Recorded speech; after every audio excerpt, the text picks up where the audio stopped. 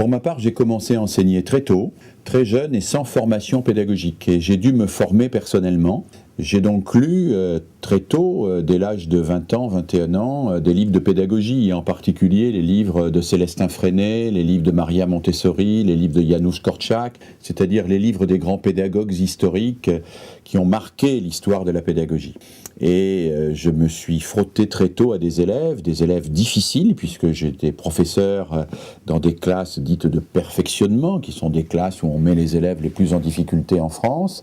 Et j'ai dû, avec ces élèves difficiles, essayer de mettre en place des pédagogies pour les mobiliser, pour les intéresser, pour les faire apprendre.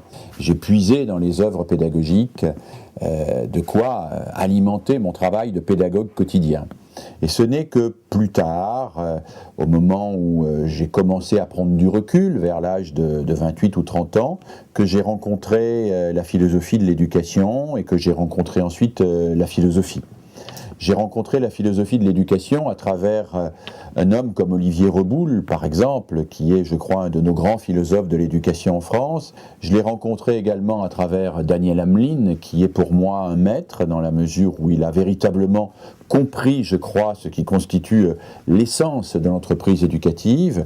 Et puis, j'ai eu la chance de rencontrer quelques grandes figures de la philosophie contemporaine, quelques-uns des derniers grands philosophes de ce siècle, du XXe siècle, qui sont aujourd'hui décédés, comme Jacques Derrida, avec qui j'ai pu travailler un peu sur les programmes de philosophie, et puis ensuite des gens comme Emmanuel Levinas ou Vladimir Yankelevitch. Je crois que ce que m'a apporté à ce moment-là la philosophie, et en particulier à travers l'œuvre d'Emmanuel Levinas, c'est une sensibilité particulière à la question de l'éthique. Au fond, avant ma rencontre avec la philosophie, j'étais sur un registre plus technique, j'étais sur un registre organisationnel, et j'allais chercher mes fondements idéologiques plutôt du côté de la psychologie. Et au fond, la rencontre avec la philosophie m'a amené à relativiser l'importance de la psychologie en éducation et à recentrer ma réflexion sur la question du sujet. Et au fond, ce qui s'est passé à ce moment-là, c'est une sorte d'inversion épistémologique, là où, comme beaucoup, dans la mouvance de ce qu'on a appelé en France la psychopédagogie, je pensais qu'il fallait connaître l'enfant pour bien lui enseigner. Je me suis mis à penser de plus en plus qu'il fallait mieux lui enseigner pour apprendre à le connaître, et que la reconnaissance précède la connaissance, c'est-à-dire que l'affirmation et l'anticipation d'un sujet, même quand celui-ci n'est pas encore construit, permet d'entrer dans une relation à l'altérité qui suscite la liberté de l'autre. Et j'ai trouvé dans la philosophie un moyen d'alimenter ma réflexion pour dépasser la question qu'on pose trop souvent en pédagogie de la motivation. Vous savez, la question de la motivation en pédagogie est très souvent posée de manière mécanique. Il faut motiver les élèves, et pour motiver les élèves, on va partir de ce qui les intéresse. Donc on va chercher si les élèves s'intéressent à la chanson anglaise ou s'ils s'intéressent au modèle réduit ou au jeu électronique, et puis on va partir de là pour introduire des questions plus scolaires. Eh bien, cette question de la motivation m'est apparu assez vite un piège. J'avais le sentiment qu'à rester dans la question de la motivation, on enfermait l'élève dans ce qu'il voulait ou dans ce qu'il savait déjà, alors que partir de la question du sujet et partir de la question de la mobilisation de sa liberté d'apprendre était plus porteur et ouvrait à des horizons plus importants. Et donc, dans mon histoire personnelle, dans ma trajectoire, il y a eu une sorte d'évolution assez forte entre le moment où j'étais encore très proche de la psychopédagogie et où je pensais que la pédagogie devait se fonder dans la psychologie, et le moment qui est celui dans lequel je suis encore aujourd'hui, où je pense que la pédagogie est un ensemble de techniques qui doit s'articuler à une philosophie, et à une philosophie du sujet qui comprend la question de la liberté, mais aussi la question de la contrainte, qui comprend la question de la loi, mais aussi la question des normes, qui comprend surtout de l'intérieur la question des rapports entre le sujet et la culture. Parce que je crois qu'un des grands enjeux de l'éducation aujourd'hui, c'est la question du rapport entre le sujet et la culture, comment mobiliser un sujet pour qu'il s'approprie une culture, et comment faire en sorte que cette culture, à la fois, émancipe les sujets et leur permette d'entrer dans un collectif. Et ça a été pour moi une évolution très importante. Alors il est vrai qu'en France, mais aujourd'hui, on peut dire dans l'ensemble de la francophonie, parce que c'est vrai en Suisse, c'est vrai au Québec, c'est vrai aussi en Belgique, et ça commence à être vrai dans les autres pays francophones, le débat éducatif est agité par des polémiques. Et en particulier, le débat éducatif français, depuis 30 ans, a été agité par une polémique entre ce qu'on a appelé d'un côté les républicains et de l'autre côté les pédagogue. Alors je voudrais expliquer ça parce que c'est pas facile à comprendre pour des gens qui sont extérieurs au contexte intellectuel français. Alors initialement, il n'y a rien qui oppose les républicains et les pédagogues, puisque Jules Ferry, qui était un républicain, qui est le fondateur de l'école de la République, était aussi un pédagogue. D'ailleurs, Jules Ferry a lui-même prôné la pédagogie de Pestalozzi. Il a lui-même promu Marion, qui a donné le premier cours de pédagogie à la Sorbonne, et il avait comme adjoint et directeur de l'instruction publique un grand pédagogue qui était Ferdinand Buisson. Donc, à l'origine, il n'y a pas d'opposition entre la République et la pédagogie. Au contraire, chez Jules Ferry, la pédagogie est au service de la République, puisque c'est la pédagogie qui doit convaincre l'ensemble des Français qu'ils font partie d'un État, d'une nation, que ce qui les réunit est plus important que ce qui les sépare, et qu'ils doivent s'émanciper en échappant au pouvoir des clercs de toutes sortes. Donc la pédagogie n'est pas historiquement opposée à la République. Mais progressivement, ce débat s'est construit, me semble-t-il, autour du déplacement de l'opposition entre démocrates et républicains. Au fond, c'est dans les années 80-90 que se construit en France cette opposition entre démocrates et républicains, très largement importée des États-Unis. Alors, ça n'est pas l'opposition entre la droite et la gauche. Je crois qu'il ne faudrait pas confondre l'un et l'autre. Il y a des républicains de gauche, voire d'extrême gauche, et des démocrates de droite, voire d'extrême droite, et vice-versa. Alors, quelle est l'opposition entre démocrates et républicains ? On peut dire, pour faire gros, que c'est l'opposition entre ceux qui insistent plus sur la verticalité, que sont les républicains, et ceux qui insistent plus sur l'horizontalité, que sont les démocrates. Au fond, pour le républicain, il y a des valeurs transcendantes qui viennent d'en haut et qui s'imposent à tous. Ces valeurs ne sont pas négociables. Elles ne sont pas négociables. Et s'il y a une démocratie, elle s'inscrit à l'intérieur de ces valeurs et elle doit obéir à des valeurs non négociables. Ces valeurs peuvent être pour certains les droits de l'homme, pour d'autres la nation par exemple. Pour certains, ça peut être tout simplement la culture occidentale. Elle n'est pas négociable et c'est à l'intérieur de cela, dans cette verticalité-là, qu'on doit construire la société. À l'opposé, il y a ceux pour lesquels le primat est à l'horizontalité. C'est-à-dire que pour eux, c'est le collectif qui doit décider et qui doit, d'une manière commune, construire un bien commun qui ne doit être surdéterminé par aucune verticalité, par aucune théocratie. Alors, les démocrates, on voit bien, peuvent être soit des démocrates constitutionnels, c'est-à-dire des démocrates qui sont dans la mouvance des constitutions du 19e, soit des démocrates qui aujourd'hui sont dans la mouvance de ce qu'on appelle l'école de Francfort, Habermas, Jürgen Habermas, et la théorie de l'interargumentation rationnelle, comment construire le débat démocratique, soit ils peuvent être démocrates jusqu'à une sorte d'autogestion, voire anarchie. Le courant des démocrates va des démocrates constitutionnels classiques jusqu'aux démocrates anarchisants et jusqu'à ceux qui pensent qu'aucun pouvoir vertical d'aucune sorte n'est légitime.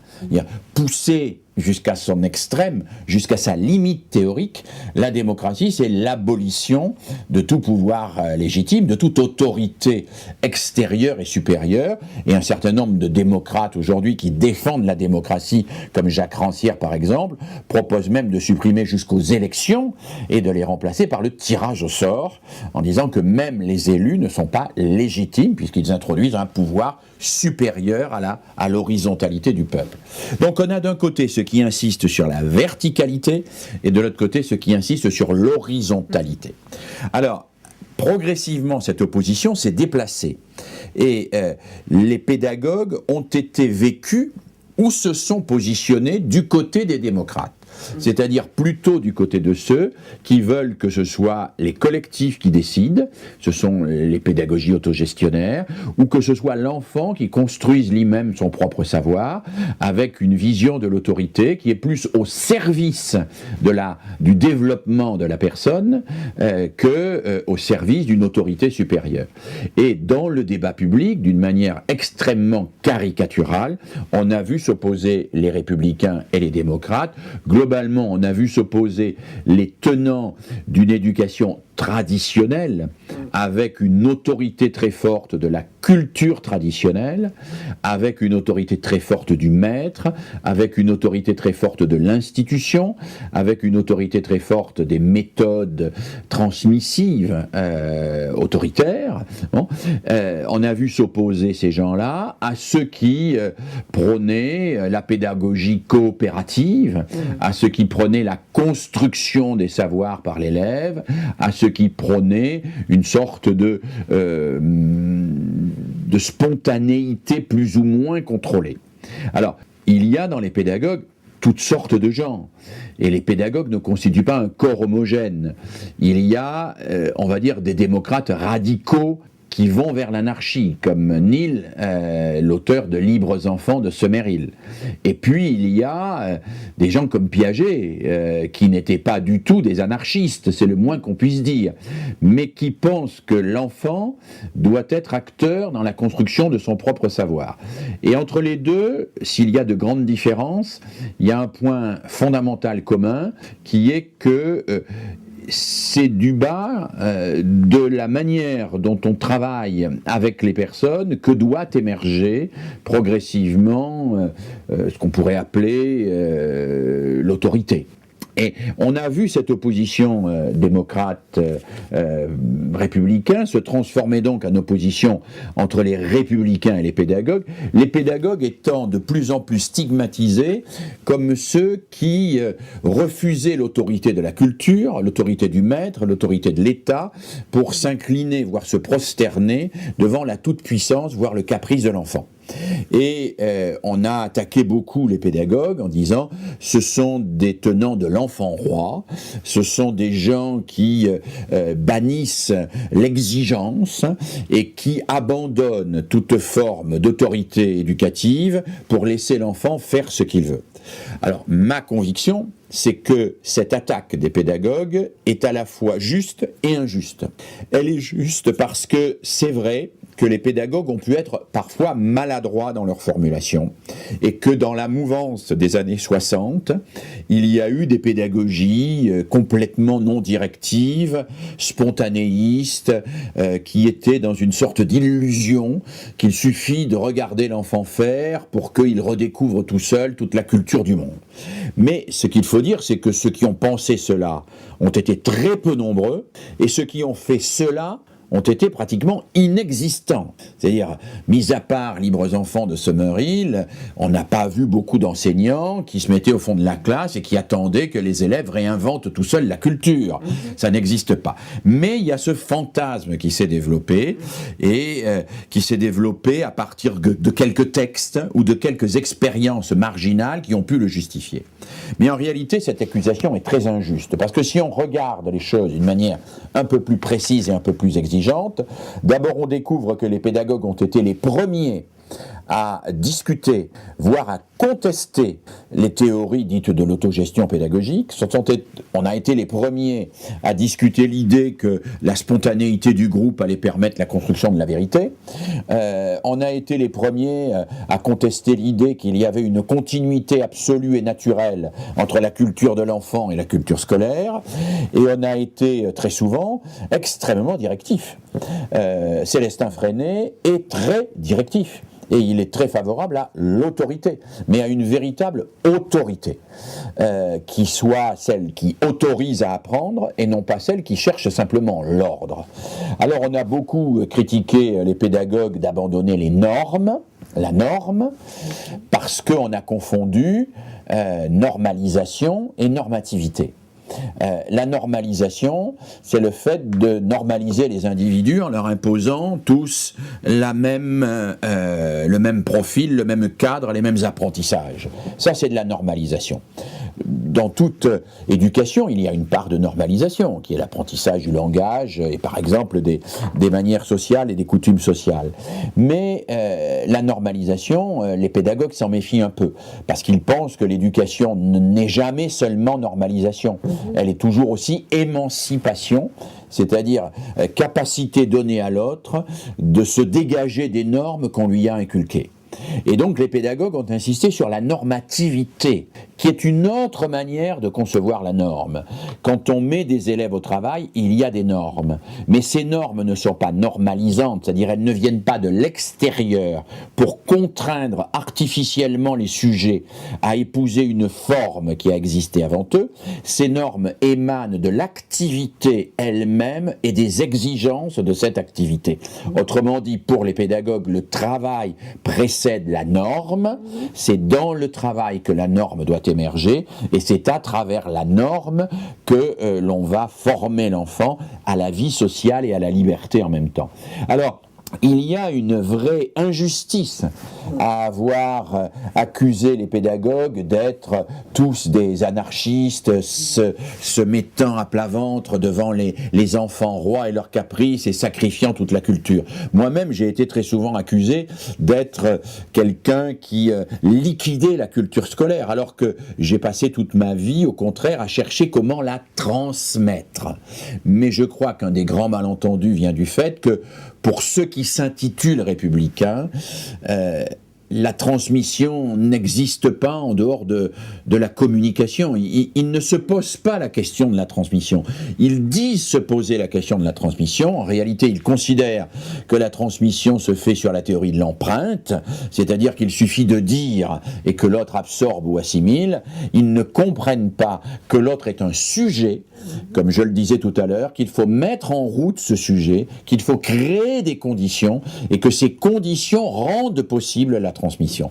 Moi, je fais partie de ceux qui pensent que ceux qui s'intitulent républicains sont dans la pensée magique, c'est-à-dire ils estiment qu'il suffit de décréter que l'élève doit apprendre pour qu'il apprenne, il suffit de décréter que l'élève n'a plus d'affectivité pour qu'il entre dans les mathématiques, il suffit de décréter que les choses doivent l'intéresser pour que ça l'intéresse.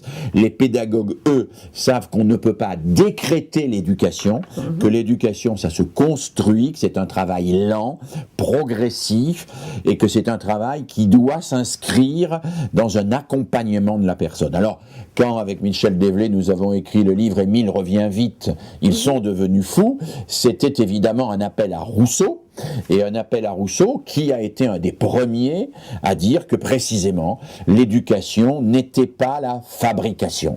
Éduquer un sujet, ça n'est pas fabriquer un individu prototype sur un modèle existant à l'avance, c'est lui transmettre des connaissances de manière complexe, dans des situations élaborées, et c'est lui donner les pouvoirs de subvertir lui-même les connaissances qu'on lui a transmises.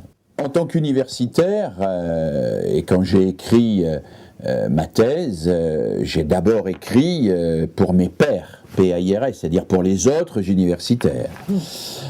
Et je crois que l'universitaire a à produire, évidemment, des travaux universitaires qui sont soumis à nos pairs qui vont les falsifier, comme on dit, c'est-à-dire vérifier si ce sont des travaux qui tiennent la route ou si, au contraire, ils doivent être discutés, voire invalidés. Mais moi, j'ai toujours considéré que l'universitaire ne devait pas écrire que pour les universitaires. Je pense que l'universitaire a un devoir dans la cité, et que ce devoir dans la cité, c'est d'écrire aussi pour les praticiens, mais c'est d'écrire également pour le grand public, pour lesquels la question éducative est une question importante. Donc, à côté de mes travaux scientifiques attestés, j'ai écrit pour les professeurs, j'ai écrit pour les formateurs, et puis j'ai écrit aussi pour les parents. Et j'ai même écrit pour les élèves, puisque j'ai écrit des histoires, des livres pour enfants, parce que j'estime qu'il y a des choses à transmettre et qu'on peut les transmettre à différents niveaux d'âge, de préoccupation et de complexité. Ça ne veut pas dire que c'est moins exigeant. Et je voudrais dire quelque chose que beaucoup de collègues universitaires ont du mal à entendre, c'est qu'il est aussi difficile de faire de la bonne vulgarisation. Il est plus difficile d'écrire pour des adolescents, voire pour des enfants, sur des questions importantes, que d'écrire pour des pairs, pour des autres universitaires. Ça demande un vrai travail, et il faut le faire avec beaucoup d'exigence, et d'exigence de qualité. Je pense que les universitaires ne peuvent pas se contenter d'écrire pour leurs pairs et critiquer ensuite le fait que la population n'est pas informée des questions ou le fait que les gens ne sont pas suffisamment sensibilisés aux problèmes de fond.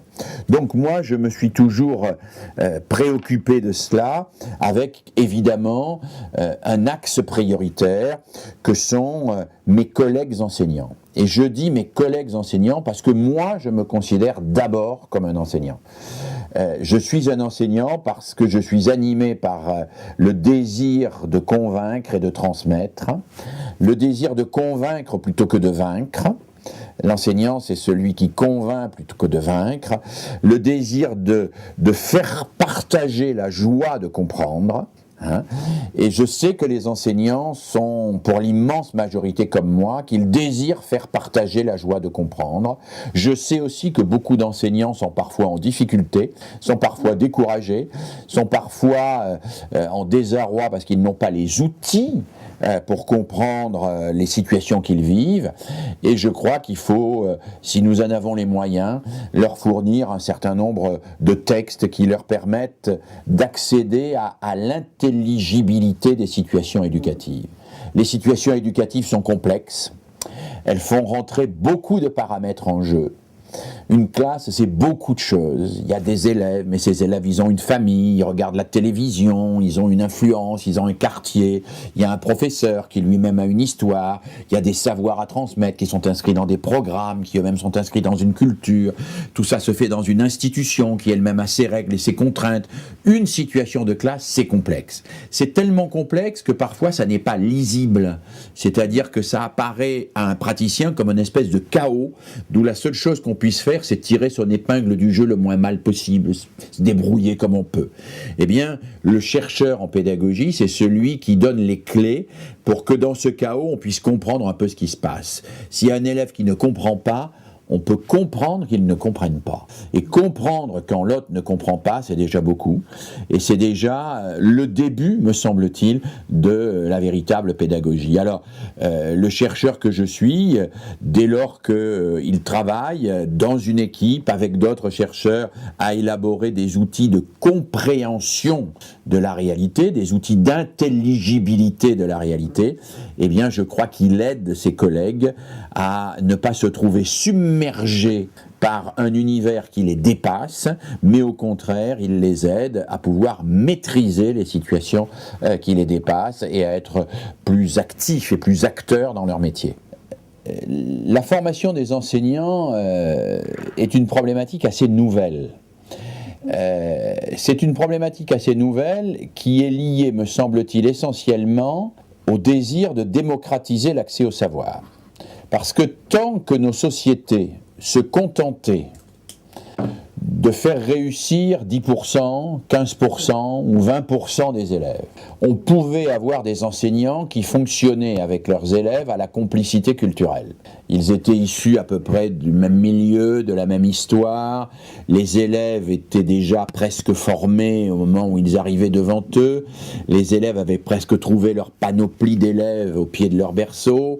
Et leur enseigner, je ne dis pas que c'était facile, mais leur enseigner nécessitait plus une compréhension de leur culture qu'une véritable formation pédagogique. Ce qui renouvelle radicalement la problématique de la formation des enseignants, c'est la démocratisation des systèmes éducatifs. C'est le désir qu'a une société de faire en sorte que le savoir ne soit pas réservé à une petite élite, mais de faire en sorte que ce savoir soit véritablement accessible à tous. Parce que si on veut que le savoir soit accessible à tous, même à ceux qui ne sont pas socialement privilégiés, même à ceux qui ne maîtrisent pas bien le langage, même à ceux qui n'ont pas construit dans leur enfance, dans les interactions sociales, leur catégorie mentale. Bon.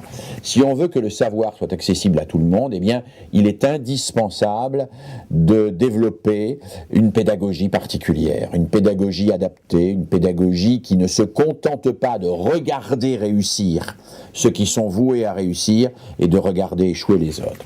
Et donc la formation des enseignants est nécessaire au regard de l'exigence même de démocratisation, parce qu'elle est ce qui permet de démocratiser. Alors, le contexte a changé.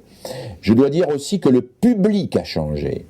Les élèves ne sont pas ceux d'il y a 20 ans, ce ne sont même pas ceux d'il y a 10 ans, ce ne sont même pas ceux d'il y a 5 ans.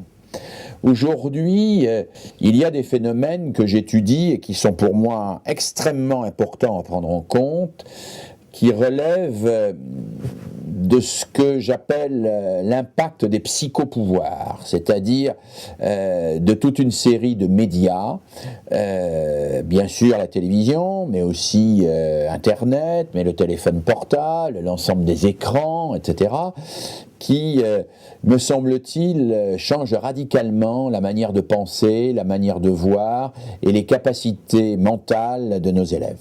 Par exemple, j'ai moi-même étudié l'impact de ces nouveaux médias sur les capacités d'attention. Et j'ai pu montrer qu'un élève aujourd'hui en Europe avait vu ses capacités d'attention diminuer des 2/3 en 50 ans. C'est-à-dire que là où il y a 50 ans, un élève pouvait être attentif pendant 15 minutes, il ne peut être attentif que pendant 5 minutes aujourd'hui.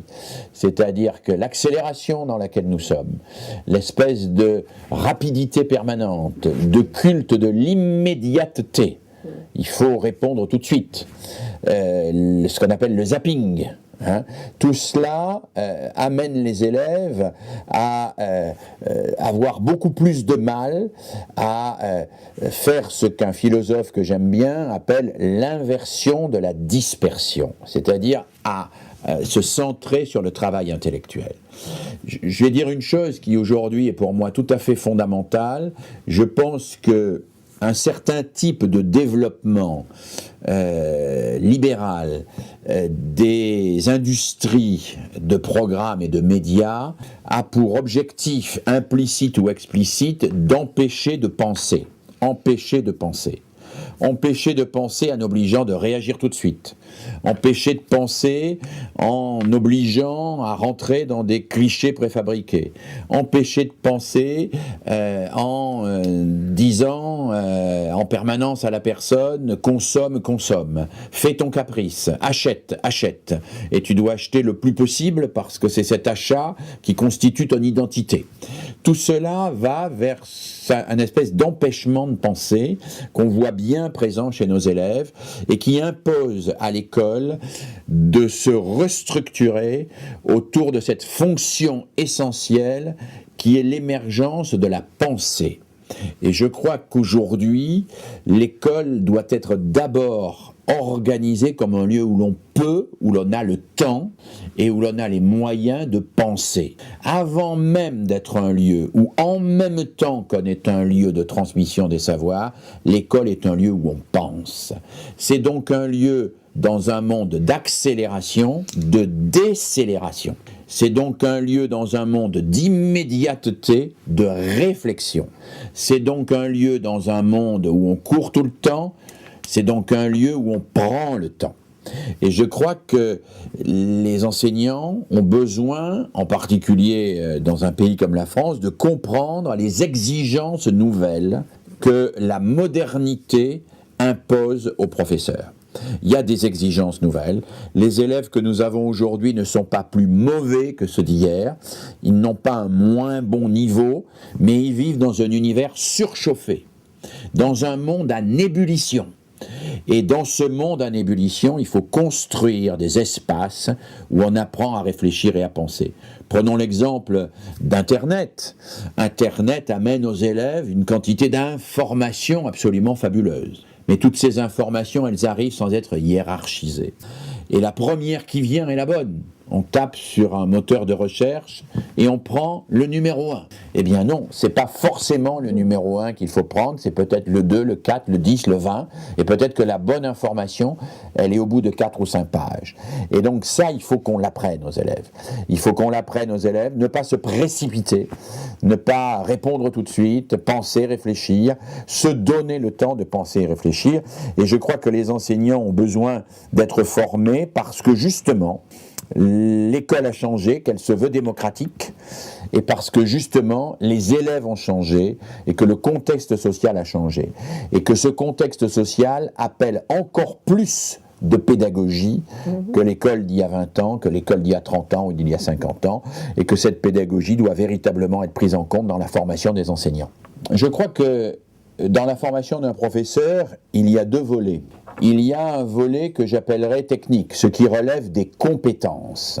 Être enseignant, c'est être comme boulanger, ou technicien audiovisuel, ou ingénieur, c'est savoir faire un certain nombre de choses. Le professeur doit savoir préparer son cours, choisir les documents, évaluer les élèves, punir à bon escient et d'une manière humaine, etc. Ce sont des compétences. Et je pense qu'il faut former ces compétences. Il faut donc les identifier et les former. Mais un métier ne se réduit jamais à la somme des compétences nécessaires pour l'exercer. C'est-à-dire qu'il faut des compétences pour être professeur, comme il faut des compétences pour être boulanger, mais le professeur n'est pas simplement celui qui sait faire chacune des activités que constitue son métier. Pour moi, le professeur est quelqu'un qui porte une éthique. C'est quelqu'un qui porte un projet. Et ce projet, c'est quelque chose que j'ai développé très tôt dans mes travaux, tourne autour de ce que j'appelle l'éducabilité des élèves. Je pense qu'un professeur est quelqu'un qui a la conviction chevillée au corps que tout élève est éducable.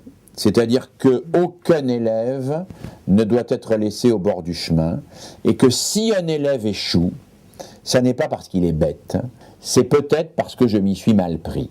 Alors, quand je dis ça, je sais que beaucoup de professeurs peuvent réagir en disant « mais c'est pas vrai, il y a des élèves qui sont moins intelligents que d'autres ». Peut-être, mais nous devons faire comme si tout le monde pouvait réussir. Parce que c'est ce qui est le moteur de notre activité intellectuelle. C'est le foyer mythologique et c'est ce qui est, au fond, l'axe heuristique du métier. C'est ce qui nous fait travailler, ce qui nous fait chercher. Dès lors qu'on commence à dire « il échoue parce qu'il n'est pas fait pour ça », eh bien on s'arrête, on ne cherche plus comment faire réussir. Et moi, ce qui m'a intéressé dans mon travail de chercheur, c'est d'où vient l'inventivité pédagogique. D'où vient que des pédagogues ont inventé des méthodes originales. D'où vient que Makarenko, que Kortchak, que Jean-Baptiste de Lassalle ou que Célestin Freinet ont inventé des méthodes pédagogiques. Eh bien, ils ont inventé des méthodes pédagogiques parce que ils ont décidé un jour que des élèves qui étaient réputés inéducables pouvaient être éduqués. Et ils se sont dit, je vais y arriver. Je vais y arriver, inventons quelque chose. On voit même que dans la plupart des cas, les méthodes pédagogiques nouvelles qui ont été ensuite utilisées avec tous les élèves et dans le système éducatif dans son ensemble, dans la majorité des cas, elles ont été découvertes avec des enfants anormaux, avec des enfants asociaux, avec des enfants dont tout le monde désespérait. Les deux plus beaux exemples, ce que j'ai le plus étudié dans mon travail, sont deux exemples presque concomitants, sont deux exemples du XVIIIe siècle. C'est Itard, ce docteur qui a recueilli Victor de l'Aveyron, l'enfant sauvage, le film qui a été ensuite fait par François Truffaut en témoigne. Itard qui recueille un enfant dont tout le monde dit que c'est un débile et qui va dire « je vais lui apprendre à lire, je vais l'éduquer quand même ».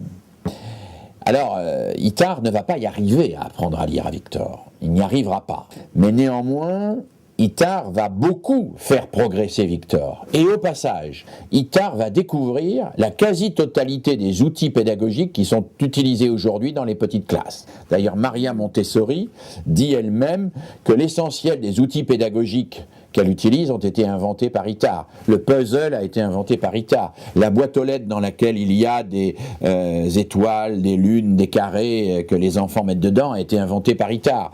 Le petit établi a été inventé par Itard. Itard a inventé un nombre considérable de choses parce qu'il voulait que Victor apprenne.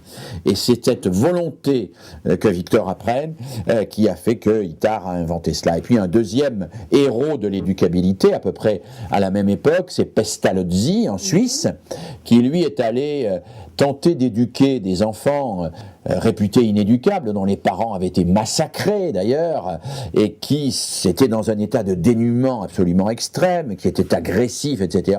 Personne ne voulait s'occuper de ces enfants, il a dit oui, je vais m'en occuper de ces enfants.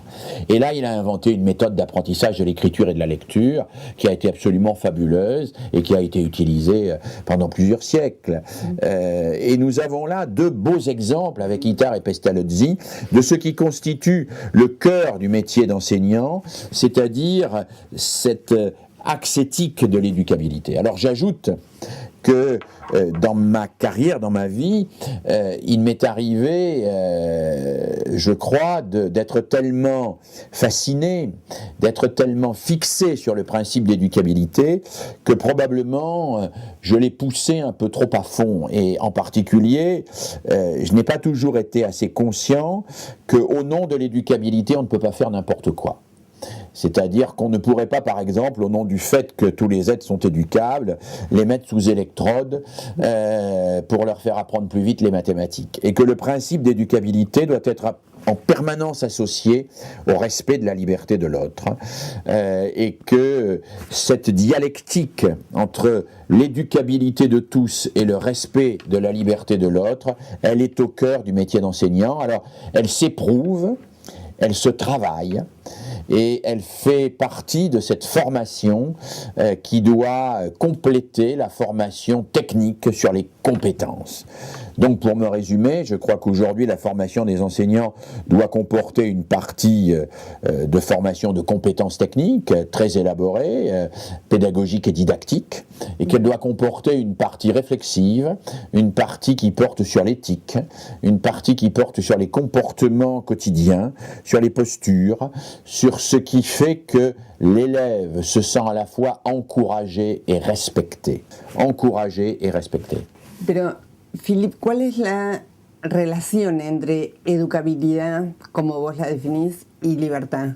Je crois que le principe d'éducabilité et le principe de liberté sont deux principes qui sont à la fois nécessaires et contradictoires, mais qui doivent être tenus tous les deux en même temps parce qu'ils constituent le couple fondateur du métier. Je ne peux pas éduquer sans postuler l'éducabilité de l'élève. Mais je ne peux pas faire de l'éducabilité du dressage. Donc je suis obligé de postuler la liberté de l'élève. Mais je ne peux pas faire de la liberté du vide. Donc il faut que cette liberté soit nourrie de quelque chose. Et je crois que cette ligne de passage qui rend compatible l'éducabilité et la liberté, c'est le métier d'éducateur. Et je milite beaucoup pour ma part pour que la formation des enseignants et des éducateurs comporte l'étude des grands textes de l'éducation, des grands textes historiques, parce que c'est dans la fréquentation de ces textes historiques, qu'ils viennent de Janusz Korczak ou de Pestalozzi, que les éducateurs d'aujourd'hui trouveront comment d'autres ont réussi à rendre compatibles ces deux principes, et c'est ainsi que je crois, eux réussiront aussi à rendre compatibles ces deux principes sans mimer d'une manière aveugle les principes du passé, mais en les intériorisant. Un enseignant, c'est un être humain qui porte des valeurs, c'est pas seulement un professionnel qui porte des compétences. Et il ne faut pas nier cette dimension-là, en particulier dans une démocratie. Dans une démocratie, l'éducabilité de tous et la liberté de chacun sont des valeurs fondamentales, et le professeur en est le garant. Pour ma part, le passage à la vie politique, c'est à la fois une rupture et une continuité. C'est évidemment une rupture parce que pour la première fois de ma vie, à plus de 60 ans, j'ai sollicité un mandat électif, donc j'ai été élu. Et être élu, c'est tout à fait différent. C'est le suffrage universel qui vous investit et qui vous donne une responsabilité devant les autres, ce qui est considérable, puisque vous êtes élu par des gens. Il y a des gens qui mettent un bulletin de vote avec votre nom dessus, ça. C'est une vraie responsabilité. Donc c'est une vraie rupture. En même temps, c'est une continuité. Pourquoi ? Parce que d'abord, dans le travail que je fais aujourd'hui, je m'occupe beaucoup d'éducation et de formation, mais c'est aussi une continuité parce que toute ma carrière a été structurée sur l'effort pour relier en permanence les finalités et les pratiques. Je pense qu'un des gros problèmes que nous avons dans la modernité, c'est qu'il y a d'un côté ceux qui affichent les finalités générales et généreuses, et d'un autre côté ceux qui prennent les décisions qui sont en général complètement déconnectés des finalités. C'est vrai dans l'institution scolaire où on affiche des beaux projets et où on met en pratique des choses qui n'ont rien à voir avec les projets qu'on affiche. Et c'est vrai dans la vie politique, où les déclarations d'intention et les discours de campagne sont une chose et où la réalité des pratiques quotidiennes en sont une autre. Et moi, ce que j'ai toujours essayé de faire dans ma vie professionnelle et que je tente de faire encore aujourd'hui en politique, c'est de mettre en cohérence les finalités et les pratiques. C'est-à-dire de faire en sorte que les belles intentions que nous avons, elles s'incarnent dans les pratiques et que les pratiques se réfèrent aux intentions. Et c'est très compliqué. Et c'est très compliqué parce qu'on voit bien que les pratiques résistent parce qu'elles sont centrées sur des habitudes ou des intérêts. Et que ceux qui annoncent les finalités sont souvent mis sur la touche, pas forcément en étant humiliés, parfois en étant promus. Une bonne manière de ne pas mettre en œuvre les finalités, c'est d'aller expliquer à ceux qui veulent les mettre en œuvre et qu'il ferait mieux d'aller faire des colloques ou d'écrire des articles plutôt que de travailler sur le terrain. Et cette séparation des pouvoirs est mortifère pour la démocratie. Elle est mortifère pour la démocratie, parce qu'elle délégitime toute forme d'autorité.